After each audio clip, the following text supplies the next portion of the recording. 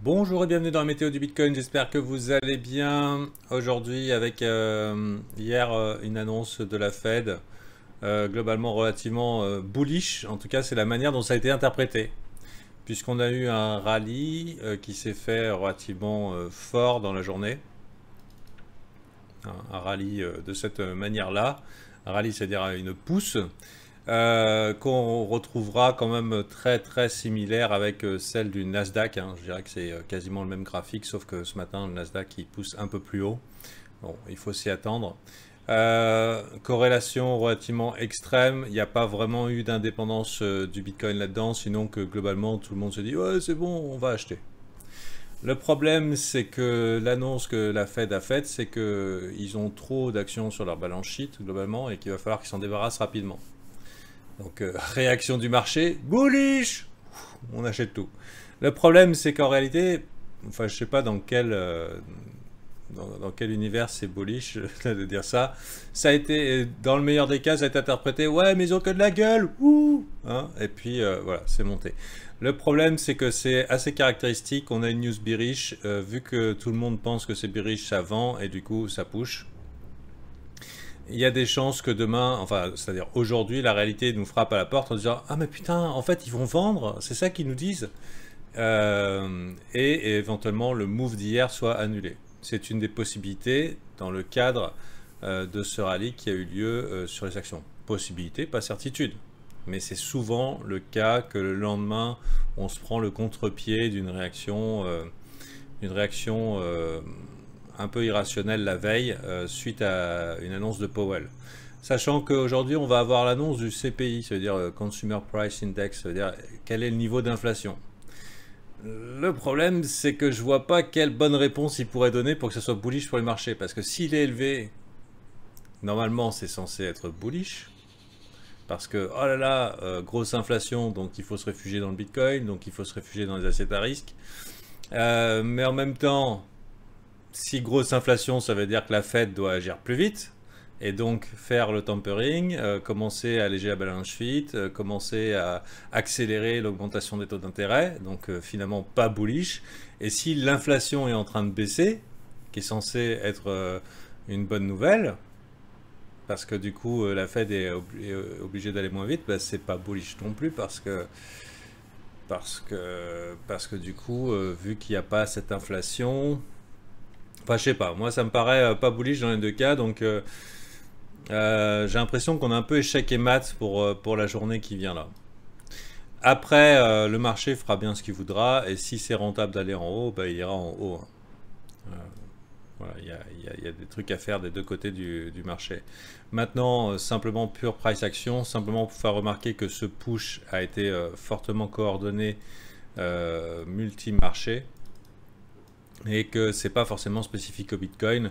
D'ailleurs, dans le cadre d'une tendance long terme, là vous voyez Bitcoin, ça fait un mois que ça se casse la gueule, dans le cadre d'une tendance relativement long terme ou moyen terme, le Nasdaq en longue est un meilleur play. Pourquoi? Parce que, bon, disons la tendance est clairement haussière. Personnellement, je serais pour, j'ai pris un petit risque sur un alt, ou une alt, je sais pas comment on dit, un altcoin. Bon, maintenant ça change un peu selon les préférences. Pour avoir un risque modéré, mais quand même un plus gros bêta, ça veut dire un genre de levier, quoi, sans prendre trop de risques, ça me permet de rester en spot. Mais je suis prêt à le larguer au moindre signe de faiblesse parce que je pense pas qu'on est allé au bout de la souffrance sur le Bitcoin. Voilà, je ne serais pas étonné qu'on se refasse une autre jambe à peu près de cette amplitude-là. Je ne serais pas étonné du tout qu'on nous emmène là-dedans alors qu'on pense que tous les soucis sont levés. Mais bon, pour l'instant, ça vaut la peine de tenter le rallye parce qu'on pourrait très bien faire un rallye. Tentative de retest ici de ces résistances qui sont là. Ça fait quand même pas mal de temps qu'on est en train de chuter. Pourquoi pas aller punir les shorters du bottom exact ici, là.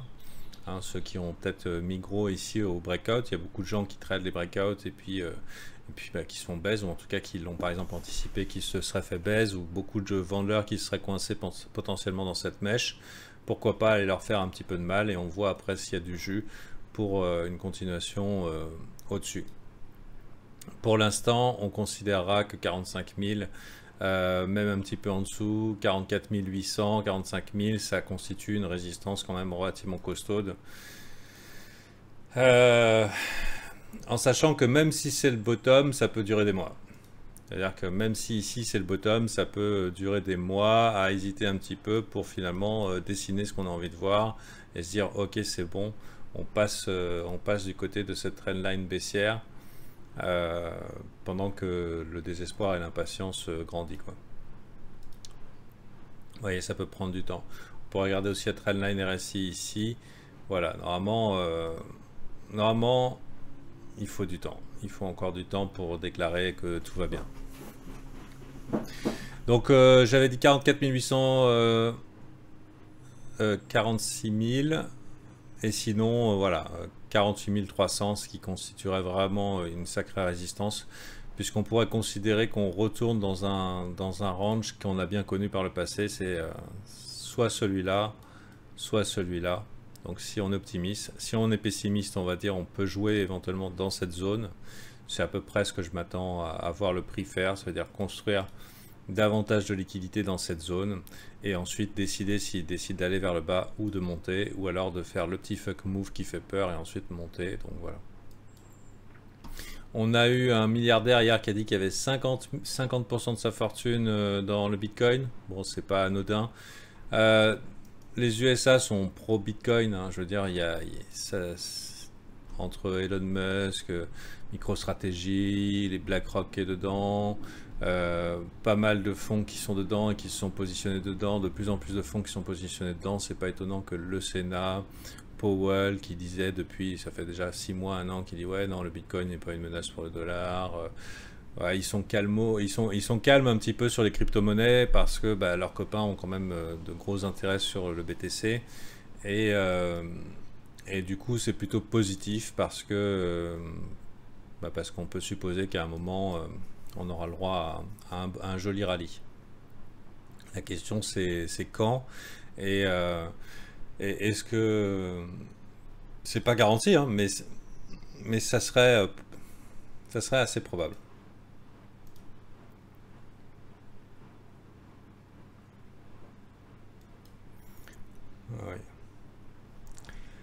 Ouais. Une altcoin, ok. Ou un coin. Ou un coin. Ok. Fou. Bon,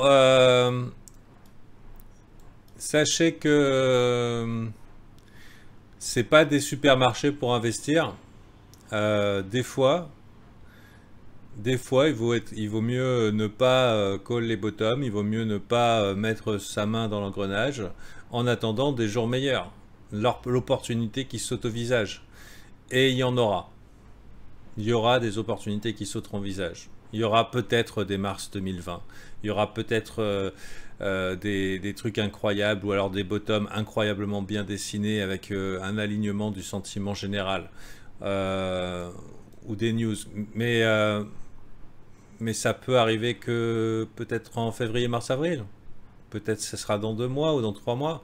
Et si, parce que vous voulez forcer un petit peu la chance, forcer la récupération de capital ou améliorer votre moyenne, là je vois que sur Coinbase ça achète beaucoup. Mais si ça achète beaucoup, c'est encore Saylor qui achète encore pendant que ça descend? Est-ce que c'est bullish Saylor qui achète pour la 4e fois? Est-ce que c'est le seul personne qui va acheter du putain de Bitcoin pendant que ça descend? Moi personnellement, plus il en achète et que ça descend, et moi je trouve ça bullish. Hein. Je serais pas étonné là dans pas longtemps ils nous disent qu'il en a racheté. Ah super, le mec il en achète là, il en achète là, il en achète là, il en achète là. Machin, paf, on fait une jambe vers le bas. Bientôt on va toucher sa moyenne. Donc parfois, surtout si vous avez été gâté par le bull run de 2020, si vous avez été gâté par le second round post-été 2021, et ben parfois simplement attendre l'opportunité qui nous saute au visage, ne serait-ce que le temps que la Fed fasse son ouvrage, c'est-à-dire les 2 augmentations de taux d'intérêt dans l'année. C'est dans pas longtemps, mars, hein. Est-ce que vraiment les gros fonds vont mettre la main dedans alors que Mars est à nos portes? C'est là la première augmentation des taux d'intérêt. Les marchés risquent de prendre un petit coup. Bon, je vous laisse méditer là-dessus. Et puis, du coup, c'est un temps d'apprentissage. Le bear market, hein. Les bear market rendent studieux. Et si vous voulez apprendre au bon endroit, bah, vous pouvez venir dans mon groupe. Et puis, pendant que les beaux jours seront là, vous aurez développé plus de compétences pour en profiter. Allez, bonne journée à vous.